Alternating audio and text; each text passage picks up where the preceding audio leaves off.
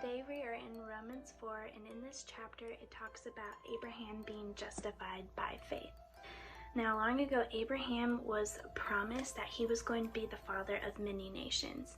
And when he was given that promise, he was well along in years, and so was his wife Sarah, and it looked impossible for them to have kids.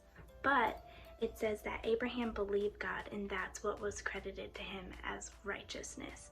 Now, Paul wanted to emphasize that because, like we talked about yesterday, they were very focused on following through with the rules and the laws, which is important, but what he wanted to emphasize was that because of Abraham's belief, that is what gave him that righteousness. It was the belief in who God was, and that he could do what he said he could do. Abraham's faith was so significant, Paul describes it as, he did not waver in unbelief at God's promise, but was strengthened in his faith and gave glory to God because he was fully convinced that what God had promised, he was also able to do. Therefore, it was credited him as righteousness. And so, I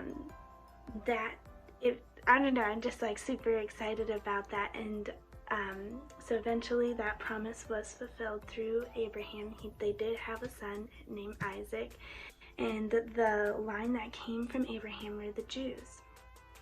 But so part of that promise was fulfilled, right? Well, it's still being fulfilled today, that those who have faith in the finished work of Jesus, who recognize that Jesus came to bridge that gap, to do what we couldn't do, which was to fulfill the law, which is what they were focused on, that Jesus came to do what we couldn't do, which was to fulfill the law and bridge the gaps that we might live with him. And those who believe in Jesus are not only called children of God, but they're also a descendant of Abraham, which is just such a cool thing to see how that promise came to fruition, and it's still happening today. So that's Romans 4.